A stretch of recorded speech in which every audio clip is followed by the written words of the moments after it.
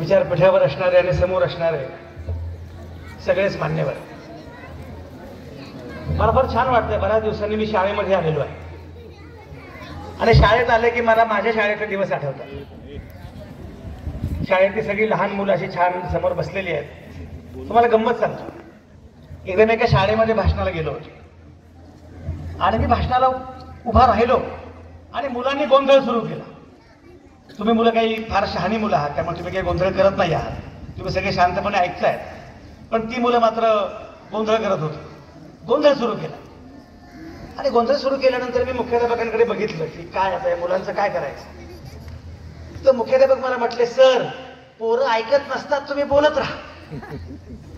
तेव्हा त्या मुख्याध्यापकांना मी असं म्हणालो, जी लहान मुलं ऐकत नाहीत असं वाटतं तीच लहान मुलं ऐकत असतात, आणि जे मोठे ऐकतात असं वाटतं ते अजिबात ऐकत नसतात.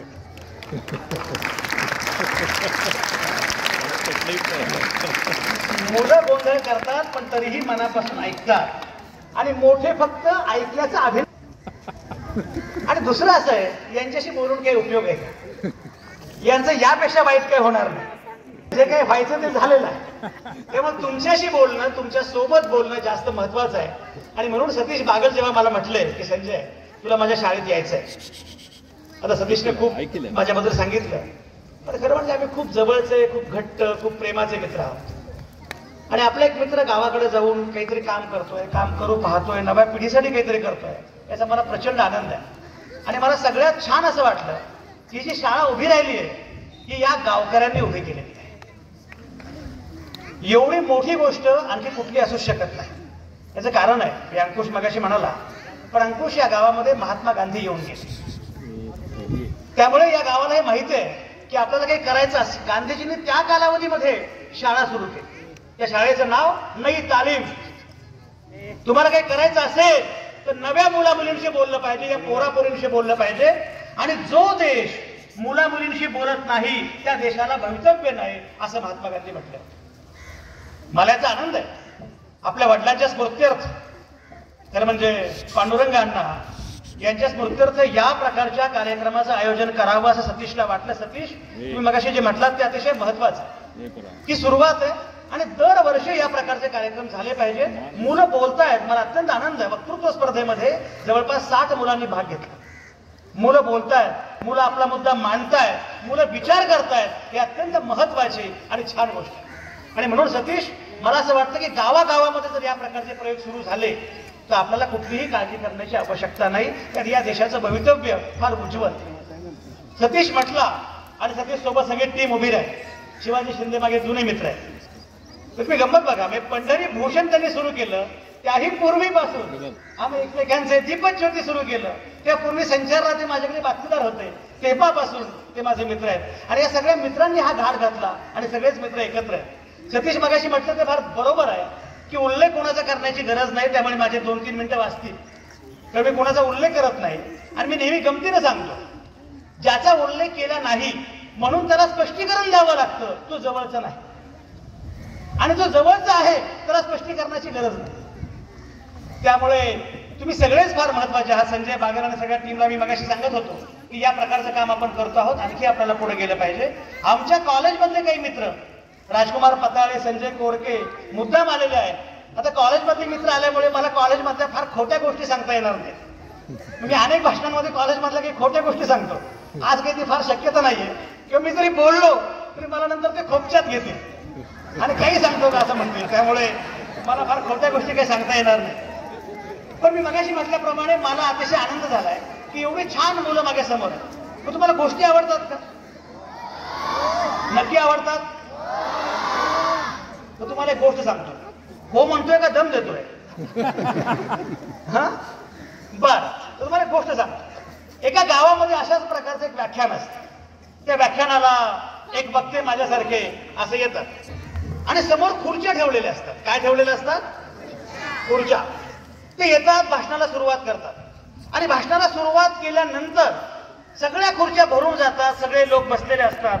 आणि तेवढ्यात त्या शहरातले एक मोठे उद्योगपती, त्यांची बायको आणि त्यांची मुलगी, हे तिघे त्या सभागृहामध्ये येतात. आता हे तिघे आल्यानंतर शिवाजी शिंदेसारख्या आयोजकांना असं वाटतं की आता हे शेठजी बसतील कुठे, खुर्ची रिकामी नाहीये, बरोबर आहे, खुर्चीच नाहीये, आता हे बसतील कुठे. पुढे येतात तर पुढे 9वीतली 2-3 मुलं बसलेली असतात. त्यांना म्हणतात तू इथे काय करतोय, काय करतोय म्हणजे काय भाषण ऐकतोय, पण उठा उठा आणि मागे जाऊन उभे राहा. तिघही उठतात आणि मागे जाऊन उभे राहतात. आणि मग ते उद्योजकांना सर आपण बसा, मॅडम आपण बसा, त्यांची मुलगी असते 9वीला, बाळ तू बस, तिघांना बसवतात. अंकुश तिघही मागे जातात. हे तिन्ही मुलं, या तिन्ही मुलांना उठवलेलं असतं. या तिन्ही मुलांना असं वाटतं की आपला अपमान झाला. मॅडम या वयामध्ये अपमान फार लवकर होतो बरं का. मी आपलं सहजपणे उठाय असं म्हणता, पण त्या मुलांना तो अपमान वाटतो. ती मुलं मागे जातात आणि त्या मुलांना तो अपमान वाटतो. याचं सगळ्यात महत्वाचं आणखी एक कारण असतं अंकुश, एक महत्वाचं कारण असतं ते की त्याच्या वर्गातली असते. वर्गातल्या मुलीसमोर आपण सगळ्या शिक्षकांना माझं आवाहन आहे, तुम्हाला सगळं पाप आहे, पण वरवर मुलाचा अपमान कधी करायचा. या पापाला मुक्ती नाही. कुंभमेळ्यात डुबकी मारली तरी पण नाही, हे पाप कधी करायचं. मी जेव्हा कॉलेजमध्ये होतो आमच्या रूम मध्ये, आम्ही कॉड बेसिसवर रूम मध्ये राहायचो, सतीशला माहित आहे. तर आमचा एक मित्र होता, तुम्हाला म्हटलं हे बघ संजू, ते मला भावड्या वगैरे म्हणतो ना, ते आपल्या दोघांमध्ये ती भेटल्यावर मात्र नीट हाक मारायची. त्यासमोर आपली इज्जत आहे. तर त्यामुळे त्यांना भयंकर संताप आला की काहीतरी आपला अपमान झाला. तिघही मागे गेले. पहिला मुलगा असं म्हटला आपण मूर्खपणा केला. आपण काय केला, मूर्खपणा केला. आपण पहिल्या रांगेमध्ये जाऊन का बसतो. पहिल्या रांगेमध्ये बसलो नसतो तर आपल्याला कोणी उठवलं असतं का. इथून पुढे काही झालं तरी पहिल्या रांगेमध्ये बसायचं नाही. दुसरा मुलगा असं म्हणतो की पोरगी माझ्याच वर्गात आहे, की सगळ्या विषयात नापास होत. आता पोरगी अशी आहे तर बाप किती हुशार असेल, पण तरी त्याला पहिल्या रांगेत बसवलं कारण याच्याकडे पैसा आहे. काय वाटेल ते करेल, पण एवढा पैसा मिळवेल की मला पहिल्या रांगेतलं कोणी उठवणारच नाही. तिसरा मुलगा म्हणतो ज्या जगामध्ये माणसांची किंमत पैशांवरून केली जाते ती व्यवस्थाच मी बदलून काय.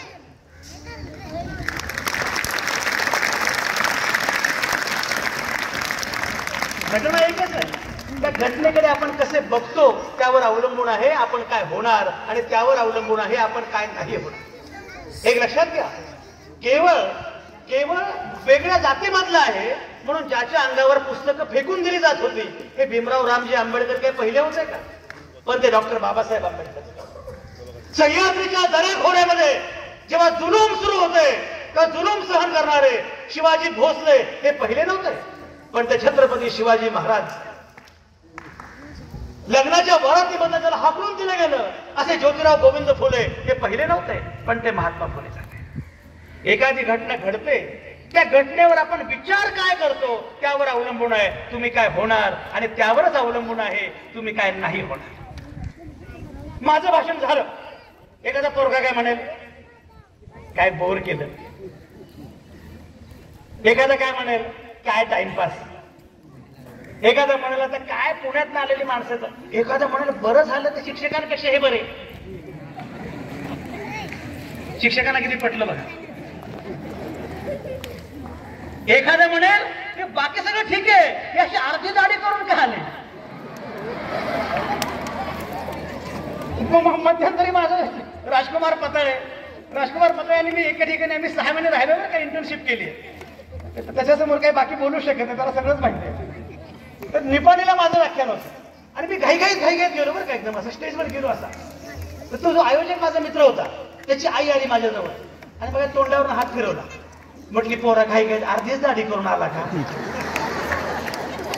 तर कोणाला काय वाटायचं ते वाटेल, पण कोणत्या तरी एका मुलाला असं वाटेल की यांच्या एका भाषणामुळे माझं अख्खं आयुष्य बदलून.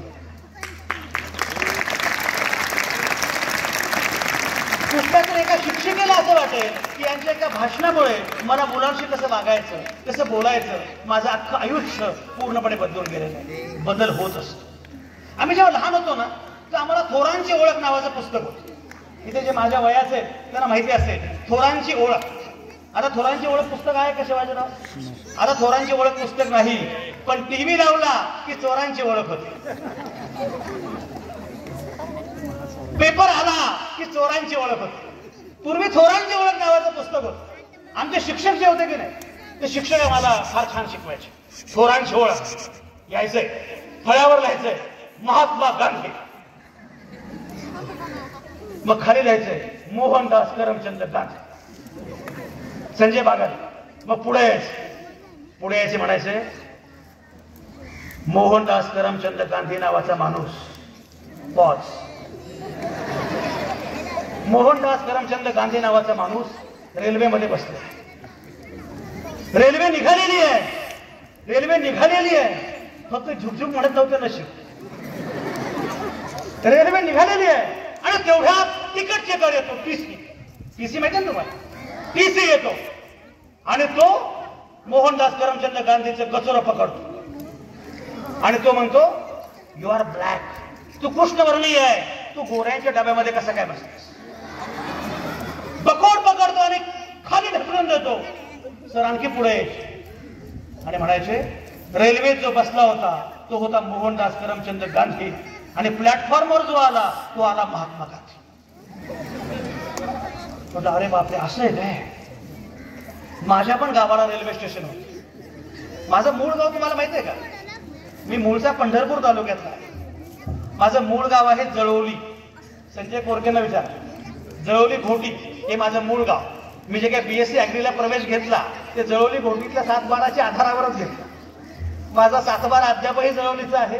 शेती आहे, वावर आहे तर पावर आहे. तर आमचं पण वावर चांगलं आहे. पण त्याच्यानंतर वडील शिक्षक असल्यामुळे मी बऱ्यापैकी भटकत बराच फिरलो. तर माझ्या गावाला रेल्वे स्टेशन होतं. तर मला असं वाटलं की आपण काय करायचं माहितीये का, आपण रेल्वेत बसायचं. काय करायचं? पण तिकीटच काढायचं.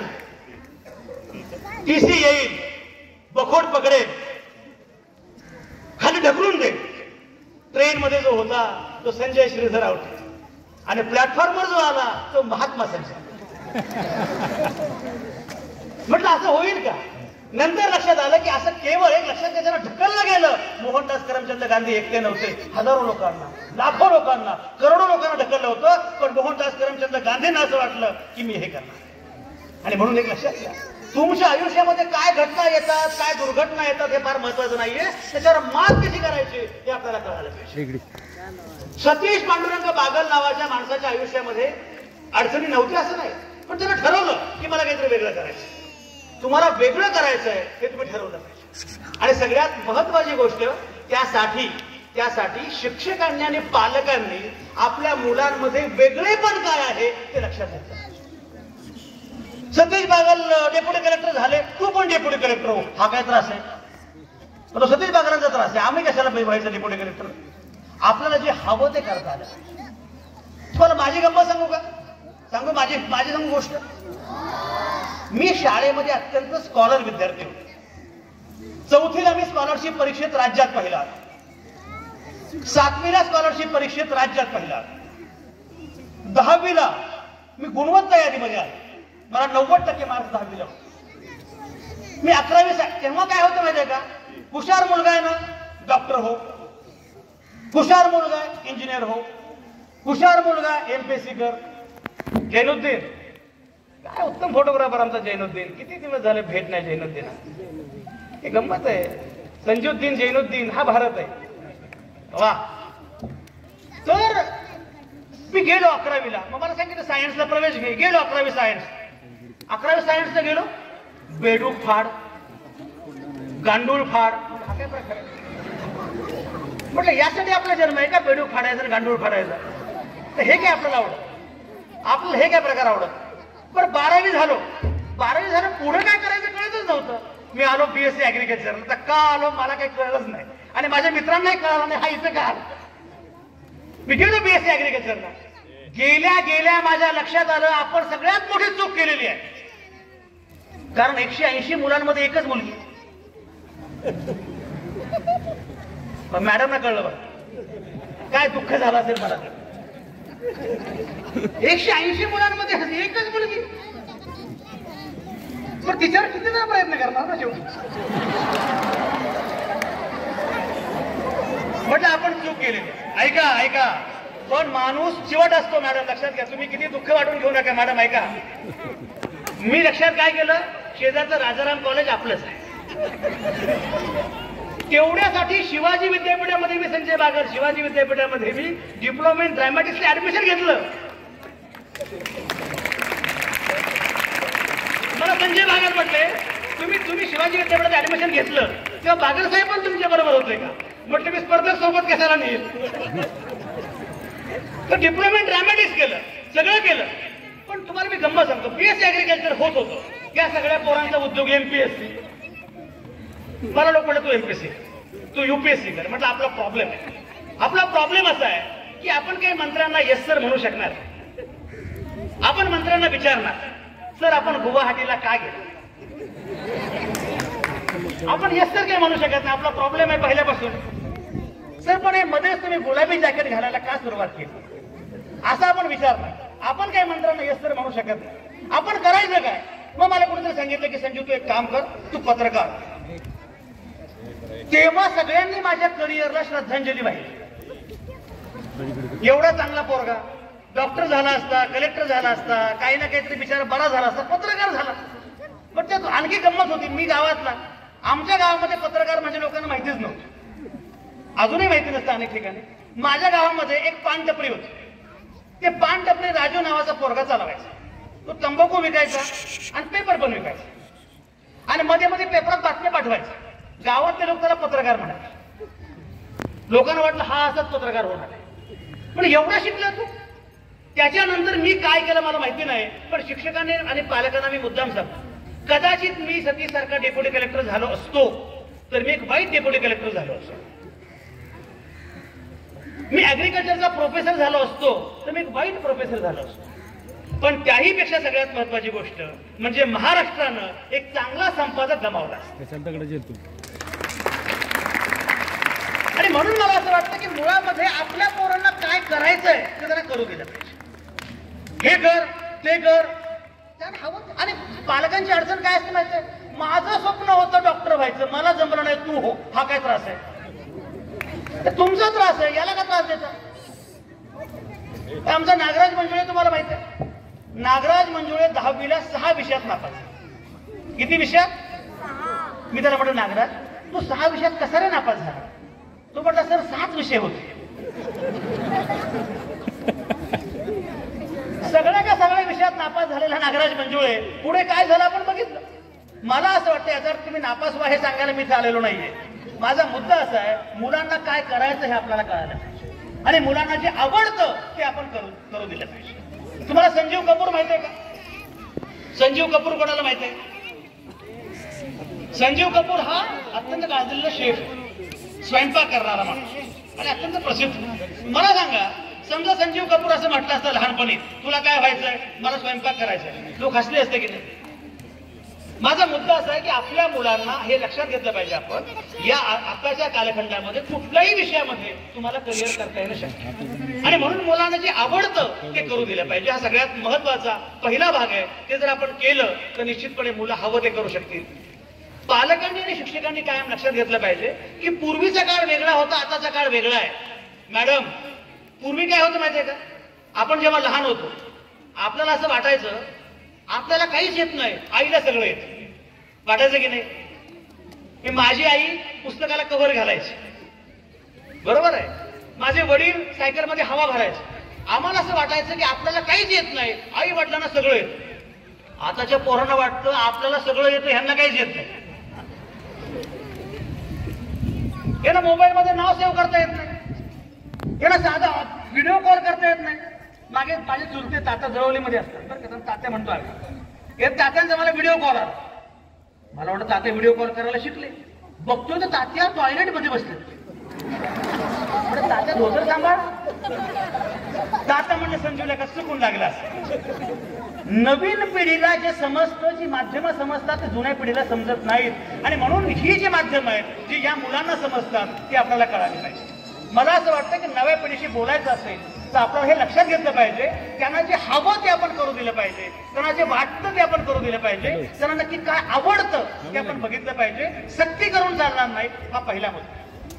दुसरा मुद्दा असा आहे नव्या पिढीला बोलवण्यासाठी तुम्ही या वयोगटातल्या मुला मुलींची स्वतःहून बोललं पाहिजे, संवाद केला पाहिजे. अनेकदा काय होतं माहितीये का, अनेकदा काय होतं, पालक मुलांशी बोलतच नाही, संवादच करत नाहीत, काहीच बोलत नाही. मी तुम्हाला सांगू का, मी माझ्या ओठांवर कधीही एकही शिवी नाही.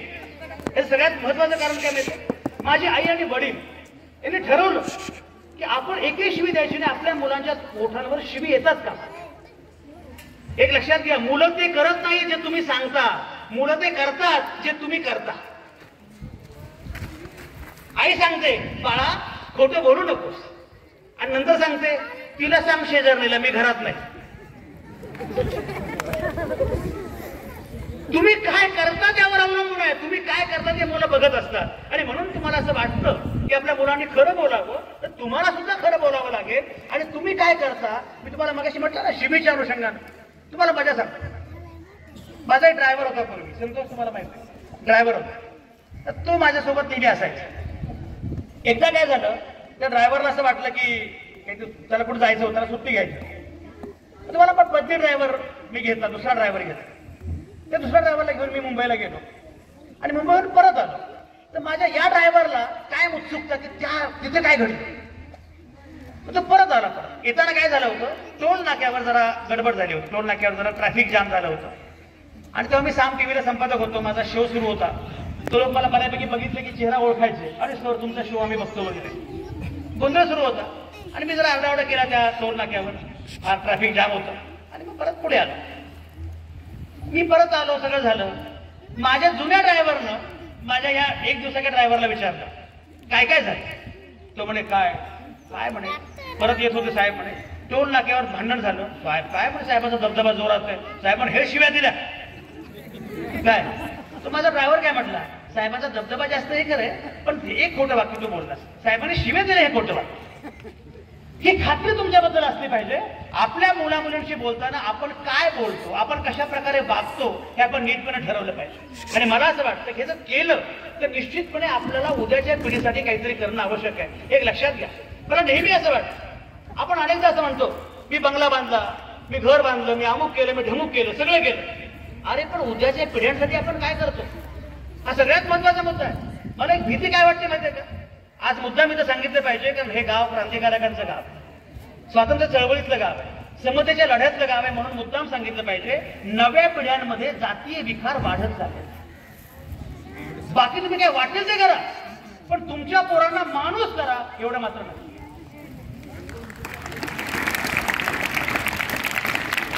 अमुक कोण या जातीचं, तमुक कोण, लोकांना जात बघितल्याशिवाय बोलताच येत नाही.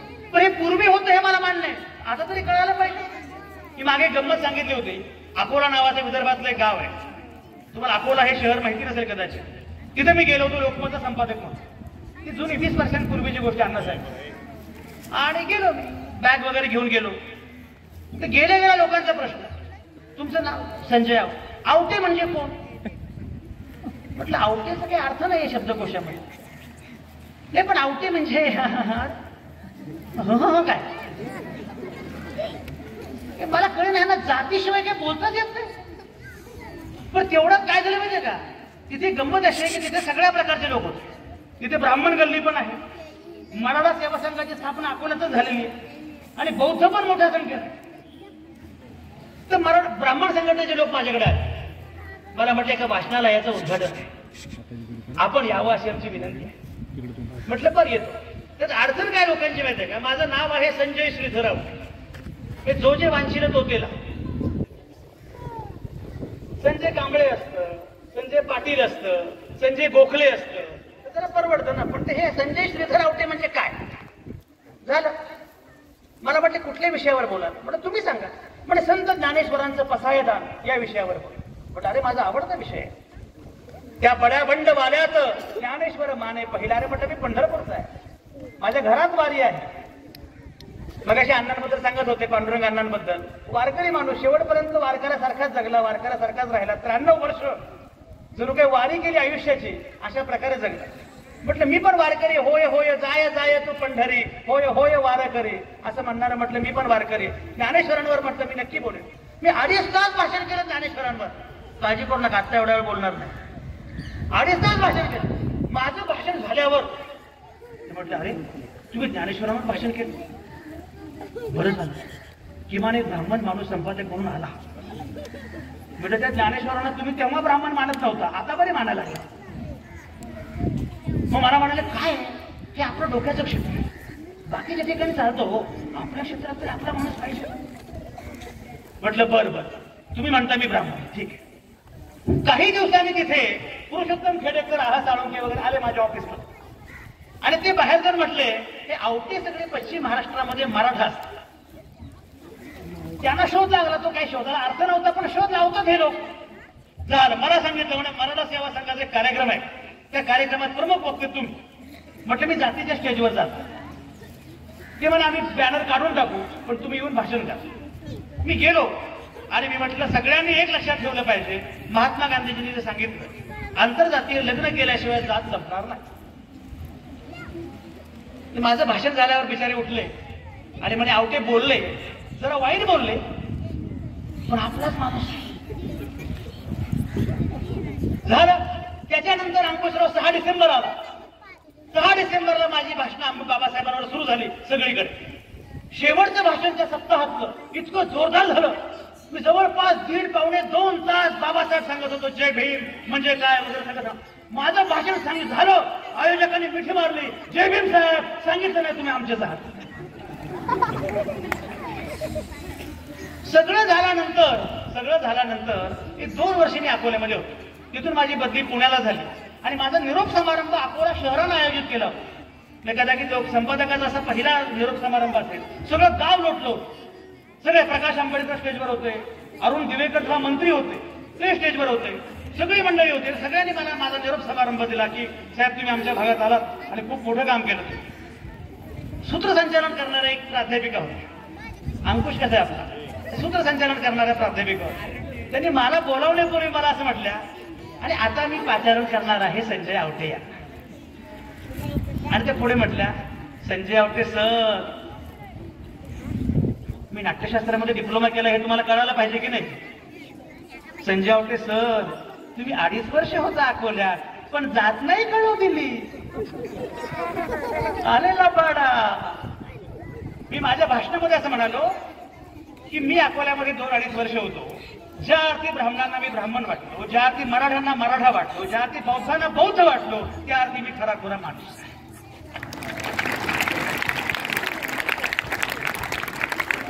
तुमच्या मुलामुलींना माणूस करा, तुमच्या मुलामुलींना जातीच्या पलीकडे, धर्माच्या पलीकडे न्या. एक लक्षात घ्या, उद्या तुम्ही सगळा विकास कराल, सगळं कराल, पण त्या समृद्धी महामार्गावर आणि त्या उड्डाण पुलावर तुमची पोरं जातीय धार्मिक दंगलीमध्ये मरणार असतील तर त्या विकासाचं करायचं काय, हे लक्षात घेतलं पाहिजे. इथे संजय आहे आणि जैनुद्दीन पण आहे. हा भारत आहे. हा भारत कळल्याशिवाय आपल्याला पुढे जाता येणार नाही. हे भारताचं वेगळे पण आहे. इथे सगळ्या धर्मांचे लोक आहेत, सगळ्या जातींचे लोक आहेत. हा देश हिंदूंचा आहे का? आहे, पण तो प्रत्येकाचा आहे. मी नेहमी सांगत असतो, मोठ्या लोकांसाठी जरा काही गोष्टी सांगतो. मी द चेंज आम्ही भारताचे लोक नावाचं पुस्तक मी आता आणलेलं आहे आणि सगळ्या विजेत्यांना ते पुस्तक द्यावं अशी सतीशची कल्पना होती. ते पुस्तक मी आणलेलं आहे. त्या पुस्तकामध्ये कविता आहे. तुम्ही भाग मिल्खा भाग नावाचा सिनेमा पाहिला का? सिनेमा लय बघतो का तू? लय बघतो ना? लय म्हणजे काय? लय म्हणजे काय? अरे क्या बात आहे, हुशार मुलं आहे सगळे. सतीश फारच हुशार मुलं तर काही. तर भाग मिल्खा भाग नावाचा सिनेमा, त्या सिनेमाच्या अनुषंगाने कविता अशी, मोठ्यांना जरा नीटपणे कळेल, छोट्यांना पण कळेल, ऐका जरा. धर्माने पेटवलेल्या बनव्यातून मिल्खा सिंग धावत, धर्माने पेटवलेल्या बनव्यातून मिल्खा सिंग धावत असतो. धावणाऱ्या मिल्खाच्या रूपात फरहान अख्तर दिसतो. टाळ्या पिटणाऱ्या कोणालाच दोघांचाही धर्म ठाऊक नसतो. अरे तुम्ही कितीही नाकारले तरी हीच माझ्या देशाची गाथा आहे. भला भल्यांचा उतरवला तोरा, तुमची काय कथा आहे? आम्ही भारताचे लोक, हीच आमची ख्याती आहे. आणि म्हणून धर्माच्या पलीकडे, जातीच्या पलीकडे माणूस करणं प्रत्येक मुलामुलींना हे सगळ्यात महत्वाचं काम आहे आणि पालकांना ते करावं लागणार. तुम्ही गंमत बघा, छत्रपती शिवाजी महाराज म्हटलं की लोक म्हणतात या जातीचे, पण शिवरायांचा पहिला पवाडा गायला कोणी? महात्मा फुले. डॉक्टर बाबासाहेब आंबेडकरांनी सत्याग्रह केला 14 तळ्याचा, तो त्याची घोषणा काय होती? जय शिवाजी जय भवानी. आणि जैनुद्दीन बाबासाहेबांनी जेव्हा सत्याग्रह केला महाडला, तेव्हा त्यांना जागा द्यायला कोणी तयार नव्हतं. सगळ्यांनी मारहाण केली. तेव्हा फत्ते खान नावाचा माणूस पुढे आला आणि फत्ते खान म्हटलं, बाबासाहेब काळजी करू नका, ही जागा तुम्हाला सत्याग्रह. गावकरी म्हणले, हे लय शहाणपणा करतो काय? गावात काम करणं सोपं नसतं, लय अवघड असतं. सतीश बागरांचं म्हणून कौतुक आहे. ते मुंबईत काम करणं सोपं आहे, पण गावात येऊन पण ते काम करतात. आणि ते गावकरी पण एवढे छान आहे. तुम्हाला माहिती आहे का, मी साम टीव्हीला संपादक होतो आणि संपादक असताना माझ्याकडे गावातले काही लोक आले, टोपी बिपी घातलेले, पटका बिटका आपले असे छान लोक आले. तर माझ्याकडे माझी अँकर होती, ती त्यांच्याकडे बघून मला म्हटली, सर गावातले लोक किती इनोसंट आहेत ना. म्हटलं ते तुझ्या सगळं आपल्या सगळ्यांना विकून येतील. म्हटलं एवढे सोपे नाही येत. गावातले लोक वाटतात निरागस, पण काय काय करू शकतात करामती, सोपं नाही. मुद्दा असा की गावातल्या लोकांनी सांगितलं त्याला तू अजिबात भानगडीत पडायचं नाही. फत्ते खान म्हटला, एक बार मैंने कमिटमेंट कर ले. काय हा देश नेमा असतो बघा, हे त्याच्याकडे लक्ष द्यावं. एक बार मैंने कमिटमेंट कर ली तो पुढचं वाक्य काय?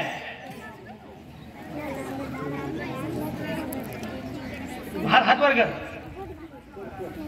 पुढचं वाक्य कोण सांगाल? एक बार मैंने कमिटमेंट कर ली. हात वर करा. हा उभा राहा, मान मोठ्यानं. हा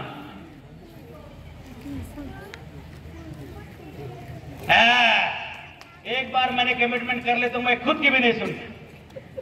तुम्हाला मजा सांगतो सतीशराव, हा किस्सा मी पिंपरी चिंचवड मध्ये सांगितला, पिंपरी चिंचवड महानगरपालिकेच्या व्याख्यानामध्ये. आणि त्याच्यानंतर ते माझं व्याख्यान बरंच व्हायरल झालं. एके दिवशी मला आचार्यपणे फोन आला आणि फोन आल्यावर मला रावटे साहेब बोलतात का? म्हणजे हो, मी महाडवरनं बोलतो. साहेब पण तुम्ही ज्या फत्तेखानाचा उल्लेख केला ना, त्याचा मी नातू बोलतो.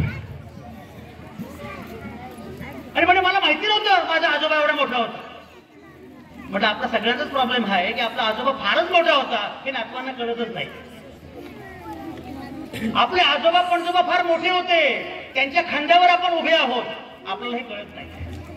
आणि म्हणून मला असं वाटतं की आपल्याला हे नीटपणे कळायला पाहिजे आणि आपल्या मुला मुलींना माणूस करण्याचा प्रयत्न आपण केला पाहिजे. हा दुसरा मुद्दा.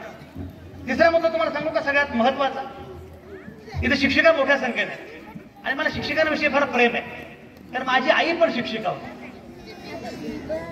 आणि माझी पण शिक्षिका होती ना. तिने 1ली ते 4थी 4 वर्षे मला शिकवलं. आणि मी आईला अक्कू म्हणायचो. आज माझी आई माझ्यासोबत आहे, अक्कू म्हणतो मी. याला माहिती, हा अक्कू अप्पा सगळ्यांना ओळख. अक्कू म्हण. घरामध्ये अक्कू म्हणायचं, शाळेत गेलं की बाई म्हणायचं. आणि पुन्हा शाळेमध्ये सगळ्यात जास्त मार अक्कून मलाच द्यायचं. आता काय तुम्ही मारत वगैरे नाही, आमच्या वेळी आम्ही भरपूर मार वगैरे खाल्लाय. तेव्हा छडी लागे, छमछम वगैरे असा प्रकार. तर माझी आई जी आहे, अक्कू जी आहे, तर ती मला शिकवायची.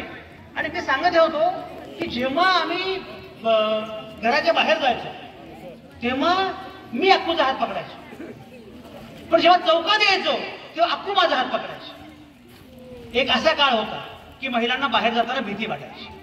आता काळ बदलला. आता मुली मोठ्या संख्येने बाहेर आल्यात, पण एक महत्वाचं काम आपल्याला करावं लागणार आहे, पालकांना पण आणि शिक्षकांना पण. ते असं, ते म्हणजे आपल्याला मुलग्यांना मुलींकडे कसं बघावं ते शिकवावं लागतं. मी अनेकदा बघतो, अनेक ठिकाणी मी बघतो की आपल्याला एक नजर, एक लक्षात घ्या, मुलींच्या सक्षमीकरणाच्या प्रयत्नाची गरज नाही, तुम्हाला मुलग्यांना शिकवावं लागतं. अनेकदा काय होतं मी नेहमी सांगतो, संजय आवटे आले पण संजीवनी आवटे आल्या की लगेच बदल, हे शिकवावं लागतं. मी अनेक ठिकाणी जातो, मला कोणी काही विचारत नाही, भाषण करा निघून जा. पण समजा संजीवनी आवटे आल्या, मिस्टर काय करतात, तुला काय करायचं, मग मुलं काय करतात. आपल्याला ही जी सवय लागली ना महिलांकडे त्या अंगाने बघण्याची, मला असं वाटतं की महिलांकडे स्वतंत्रपणे बघण्याची गरज आहे. आणि हा संस्कार मुलांवर अगोदरपासून केला पाहिजे. होतं काय माहितीये का, पोराला विचारतात काय करतोय, काय विशेष, पाहुणे आले, कशाला पाहुणे आले, ताईला बघायला पाहुणे आले. त्याच्यावर संस्कार काय होतो, ताई ही बघण्याची गोष्ट आहे. लक्षात घ्या, लहान आपल्याला हे सगळे बदल करावे लागतील. जेव्हा ताई बघण्याची गोष्ट वाटेल तेव्हा संस्कार काय होणार आहे. ताईला हुंडा द्यावा लागला, काय संस्कार होणार आहे. आणि म्हणून मला असं वाटतं की आपल्याला अंतर्बाह्य बदल करावे लागतील जर नवी पिढी घडवायची असेल तर. आणि सगळ्यात महत्वाची गोष्ट म्हणजे आपण हे लक्षात घेतलं पाहिजे की मुळामध्ये आपण काही शिकवत नसतो, मुलं आपोआपच शिकत असतात. तुम्हाला एक गंमत सांगतो. आचार्य विनोबा भावे हे शाळा चालवायचे. आचार्य विनोबा भावे शाळा चालवायचे. जगातली सगळी मोठी माणसं, मी मगाशी उल्लेख केला महात्मा गांधींचा, आचार्य विनोबा भावेंचा, सगळी मोठी माणसं जगातली शाळा चालवायची. आचार्य शाळा चालवायचे आणि शाळा चालवताना शाळा तपासायला आले. तुम्हाला माहित आहे का, मुलं एरवी भरपूर उत्तर देतील, तपासायला साहेब आले एकही उत्तर देत नाही. ही सगळ्यात मोठी अडचण. शाळा तपासायला विनोबा भावे आले. विनोबांनी मुलांना प्रश्न विचारले, शिक्षकांना विचारलं, मुलं उत्तर देत नाहीत. शिक्षक म्हटले काय करणार, आडात नाही तर पोहऱ्यात कुठं आहे. काय म्हटले संजय, आडात नाही तर पोहऱ्यात कुठं आहे. विनोबा म्हणाले, आडात नाही तर पोहऱ्यात कुठं आहे ना, तुम्ही स्वतःला आड समजता का? तुम्ही आड नाही आहात, तुम्ही पोहऱ्याला आडाकडे घेऊन जाणारा दोर आहात. पालकांनी शिक्षकांनी ठरवलं पाहिजे की आपण वॉचमन नाही आहोत, आपण मालक नाही आहोत, आपण मुलांना योग्य त्या ठिकाणी घेऊन जाणारा दोर आहोत, आपण व्हेइकल आहोत. हे सगळ्यात महत्वाचं. तुम्हाला मी एक सांगतो, सगळ्यात महत्वाची गोष्ट जी मला वाटते, मुला मुलींनी बाकी काही करावं काही करू नये, पण त्यांना आनंदाने जगता आलं पाहिजे, तरी आनंदी राहिलं पाहिजे. मलाही सांगा, तुम्हाला सगळं बाकी तुमच्याकडे आहे, पण आनंदी मुलं नसतं करायचं काय? तुम्हाला माहित आहे, कालची घटना आहे, कालची गोष्ट आहे. मेडिकल कॉलेज मधल्या एका बीजे मेडिकल कॉलेज मधल्या पुण्याच्या एका विद्यार्थिनीनं हॉस्टेलमध्ये गळफास घेऊन आत्महत्या केली. आणि आईला काय लिहिलं, प्रिय आई, तुझी इच्छा होती मी डॉक्टर व्हावं, पण मला हे झेपत नाही, मला हे आवडत नाही, मी डॉक्टर होईन असं मला वाटत नाही, म्हणून मी आयुष्य संपवते आहे. उपयोग काय, जेईई नीटचा अभ्यास करतो. लातूरच्या महानगरपालिकेच्या आयुक्तानं गोळ्या झाडून आत्महत्या. तुम्हाला माहिती आहे, मुलांनी IIT करावं अशी आपली फार इच्छा असते अलीकडच्या काळात. 8वीत पोरं IITचा अभ्यास कसा बघा, 8वीतली पोरं. राजकुमार पाताळे मध्यंतरी मी एका घरी गेलो कुठल्या तरी माझ्या मित्राकडे, तर मुलगी 8वीला, म्हटलं बाहेर बोलव तिला. आता आपल्याला 8वीतले पोरग असलं की काय, भाषण म्हणून दाखव, कविता म्हणून दाखव. अण्णासाहेब तुमचं नाव ना, कविता म्हणून दाखव, गाणं म्हणून दाखव, असं लहानपणी. ती आली बाहेर, तिला म्हटलं बाळा कविता म्हणून दाखव. ती म्हणजे अंकल आय एम ऑक्युपाइड. म्हटलं हे काय असतं बाबा, पण आय एम बिझी. म्हटलं काय करते, तर म्हणे मी IITच्या एंट्रन्सची तयारी आहे. म्हटलं 8वीत असताना IITच्या एंट्रन्सची तयारी असते का?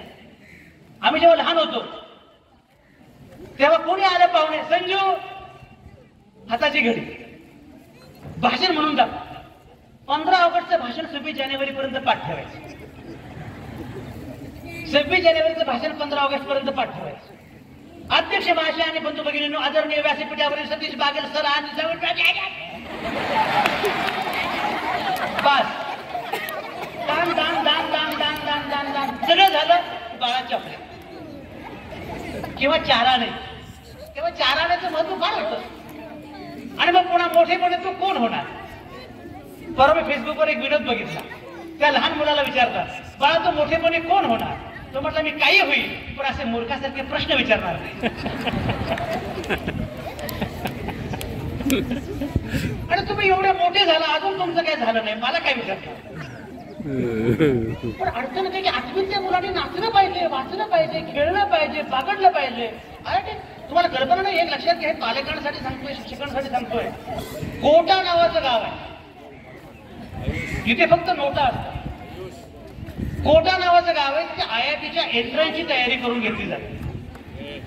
त्या कोटा गावामध्ये जाऊन मी रिपोर्टिंग केलेलं आहे. IITच्या तयारी करणारी मुलं दरवर्षी किमान 50 मुलं आत्महत्या करतात. तुम्ही 3 इडियट्स पाहिला असेल. 3 इडियट्स मध्ये तो पोरगा वरून उडी मारतो.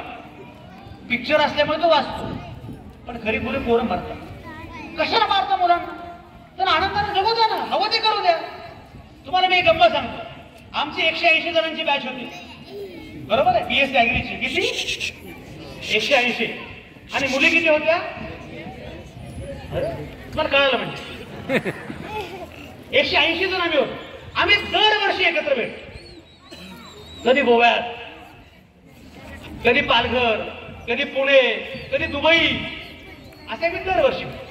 आणि दरवर्षी भेटल्यानंतर आम्ही सगळे एकमेकांना भेटतो. ते कोणीतरी IAS झालेला असतो, कोणीतरी IPS झालेला असतो, आणि ते IAS झालेल्याला तलाठी विचारतो, आमचा तलाठी मित्र, तुझं बरं चाललंय. आणि लक्षात असं येतं की IAS IPS पेक्षा तलाठीचं जरा जास्तच बरं चाललंय. मी तुम्हाला सांगतो, माझं वय आता 50 आहे. तुम्हाला मी सांगतो खात्रीनं, आयुष्यामध्ये आनंदी जगण्यासाठी फार काही दगदग करायची गरज नसते. आपण कारण नसताना सोपं आयुष्य अवघड करून टाकतो. हे तुम्हाला आवडतंय ना, ते करता आलं पाहिजे. आमचा राजकुमार पताळे बघा, आमचा राजकुमार पताळे यानं ठरवलं की मला शेती आवडते. तो प्राध्यापक आहे, पण स्वतःची नर्सरी सुरू केली, शेतीवर काम करतो, उत्तम काम करतो. तो कुठल्याही डिवाइस विचारतो, तुझं बरं चाललंय ना? तर तुझं बरं चाललंय नाही, माझं भारीच चाललंय, पण तुझं बरं चाललंय का? मुद्दा असा की आपल्याला हवं ते करता आलं पाहिजे. तुमच्या मुला मुलींना जे हवं ते करू दिलं पाहिजे. आणि म्हणून मी असं म्हटलं की तुमची मुलं माणूस झाली पाहिजे, त्यांना हवं ते करता आलं पाहिजे, जात धर्माच्या पलीकडे मुलं गेली पाहिजेत, आणि सगळ्यात महत्वाचं म्हणजे मुलांनी आनंदानं जगलं पाहिजे. या प्रकारे तुमच्या मुलांनी केलं तर मला पूर्णपणे खात्री आहे, कुठलाही शिक्षक, कुठलाही पालक, आणि लक्षात घ्या, मुलांना खेळू दिलं पाहिजे. प्रत्येक जण अभ्यास करायला असं नाही ना, कुणाला खेळता येतं का, कुणाला आणखी काही वेगळं करता येतं. एक लक्षात घ्या, कुठल्याही 2 मुलांमध्ये एक साधर्म्य असतं. ते साधर्म्य असं असतं की ते वेगळे असते. हे वेगळे पण लक्षात घेतलं पाहिजे आणि त्या वेगळेपणाचं सेलिब्रेशन केलं पाहिजे. मला पूर्णपणे खात्री आहे की सगळे शिक्षक, सगळे पालक, सगळे ग्रामस्थ या प्रकारे निश्चितपणे विचार करतील. एक लक्षात घ्या, तर तुम्ही सगळी मोठी मंडळी इथे कार्यक्रम आयोजित करताय, आणि सतीश बागर साहेबांनी मला सांगितलं की इथे आता नवीन व्याख्यानमाला ते सुरू करतात. मी त्यांना हे आश्वासन दिलेलं आहे की इथून पुढे दरवर्षीची व्याख्यानमाला होईल, त्या व्याख्यानमालेची पूर्ण जबाबदारी माझ्याकडे आहे. कारण गावागावामध्ये व्याख्यानमाला झाल्या पाहिजे, गावागावांमध्ये मुलांसाठी बोलणारे अशा प्रकारचे कार्यक्रम झाले पाहिजेत, अशा प्रकारचे प्रयोग झाले पाहिजेत, आणि नवी पिढी घडवण्यासाठी आपल्याला प्रयत्न करावे लागतीलच. मी मगाशी म्हटल्याप्रमाणे, अरे आपण विचार केला पाहिजे नव्या पिढीचा. इथे महिला दिसत आहेत मला, परवाच्या निवडणुकीमध्ये बराच गोंधळ यांनीच घातला, पण आता लक्षात घेतलं पाहिजे, तुमच्या खात्यामध्ये काय आलं, महिलांच्या खात्यामध्ये काय आलं, याच्यापेक्षा सुद्धा आपल्या मुलांच्या अकाउंटमध्ये नक्की काय आहे हा विचार केला पाहिजे की आपल्या मुलांच्या भविष्याच्या अकाउंटमध्ये काय आहे. मला एकानं असं विचारलं की तुम्ही घर बांधलं, बंगला बांधला, सगळं बांधलं, पण उद्या पुण्यामध्ये पाणीच नसेल तर पोरांनी करायचं. उद्या त्या पुण्यामध्ये किंवा कुठल्याही शहरामध्ये सलोखा नसेल तर मुलांनी करायचं काय. आणि म्हणून सलोखा हा अत्यंत महत्वाचा आहे. या प्रकारे आपल्या मुलांची वाढ कशी होईल असा प्रयत्न निश्चितपणे केला पाहिजे. असा प्रयत्न शाळेमध्येच होऊ शकतो, आणि तुम्ही सगळे शिक्षक या प्रकारचं काम करता आहात. रयत शिक्षण संस्था ही अत्यंत महत्त्वाची संस्था आहे. कर्मवीर भाऊराव पाटील यांनी जेव्हा ही संस्था स्थापन केली तर कल्पनाच ही होती की सर्वसामान्य घरातली मुलं मुली शिकली पाहिजेत, पुढे गेली पाहिजे. त्या दिशेने ही संस्था काम करते, शिक्षक काम करतायत, ही शाळा काम करते आहे. मला अत्यंत आनंद आहे, गेल्या अनेक वर्षांपासून ही शाळा काम करते. आणि पुन्हा समारोप करताना मला फक्त एवढंच सांगायचं की याच प्रकारचं काम पुढे अव्याहतपणे सुरू ठेवा. या पिढीसाठी सतत काहीतरी वेगळं केलं पाहिजे. ज्या मुलांना बक्षीस मिळालं त्यांचं कौतुक, ज्यांना बक्षीस मिळालं नाही त्यांचंही कौतुक. बक्षीस मिळो अथवा न मिळो आपण बोललं पाहिजे, आपण आपला मुद्दा मांडला पाहिजे, आपण भाषण केलं पाहिजे, आपल्याला बोलता आलं पाहिजे. हे अत्यंत महत्वाचं आहे. समारोप करताना मला बाबा आमट्यांची कविता आठवते. बाबा आमटे असं म्हणतात, कोंडलेल्या वादळाच्या या पहा अनिवार्य लाटा, कोंडलेल्या वादळाच्या या पहा अनिवार्य लाटा, माणसासाठी उद्याच्या येथून निघतील वाटा. पांगळ्यांना हात द्याया हे उद्या बळकट बाबू, निर्मितीच्या मुक्त गंगा ज्या इथे मातीत बाबू. नांगरू स्वप्ने उद्याची भव्य ही फुलतील शेती, घाम गाळील ज्ञान येथे येथून उठतील नेते. वेदनेच्या गरदराने पिटली आनंद द्वाहे, दुःख उधळा वयाचा आता आस वान्ना वेळ नाही. शृंखला पायी असू दे मी गतीचे गीत गाई, शृंखला पायी असू दे मी गतीचे गीत गाई. हे गतीचं गीत आपल्या मुलांना गायचं. अजिबात कुणाला सांगू नका की संजय आवटे संपादक झाले, प्रत्येकानं संपादक झालं पाहिजे. सतीश बागर कलेक्टर झाले, प्रत्येकानं कलेक्टर झालं पाहिजे. संजय बागर उद्योजक झाले, प्रत्येकानं उद्योजक झालं पाहिजे. असं कोणीच करण्याची गरज नाही. तुम्हाला जे हवं ते केलं पाहिजे, पण जे हवं ते मनापासून केलं पाहिजे. तुम्हाला फक्त एक समारोप करताना एक गंमत सांगतो. लंडनला मी गेलो होतो काही वर्षांपूर्वी, आता पुन्हा पुढच्या आठवड्यात चाललोय. पण काही वर्षांपूर्वी गेलो होतो. एका शाळेला मी भेट दिली, अशाच एका शाळेला भेट दिली, लंडनच्या शाळेत. त्या शाळेला भेट दिली, माझं भाषण झालं. तिथं माहिती झालं की एका वर्गामध्ये 8 वगैरे मुलं असतात. तर अशी एवढी पोरं बघून ते हादरतील. तुम्हाला कल्पना नाही, म्हणजे पुण्याची लोकसंख्या ही इस्रायलच्या दुप्पट आहे. आपली लोकसंख्या ही फारच गमतीची गोष्ट आहे. पुण्याची लोकसंख्या ही जवळपास 1.5 कोटी आहे आता PMR रिजनची, आणि इस्रायलची लोकसंख्या 80 लाख. तर तिथे मी गेलो आणि बाहेर गेल्यानंतर एक शोकेस ठेवलेलो.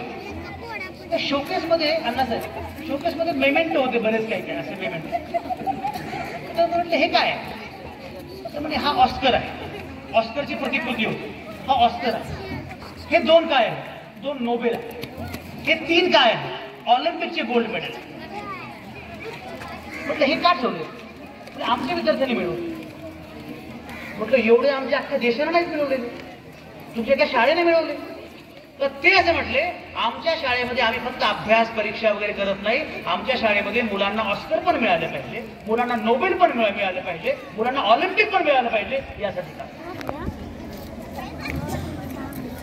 आपल्याकडे कितीही पळणारा पोरगा असेल चिंगाट, 100 मीटरच्या स्पर्धेमध्ये कितीही पळाला, पेपरात नापास झाला, त्याचं महत्व संपलं. मी मुद्दाम सांगतोय, आपल्या पोरांमध्ये असे अनेक प्रकारचे गुण आहेत.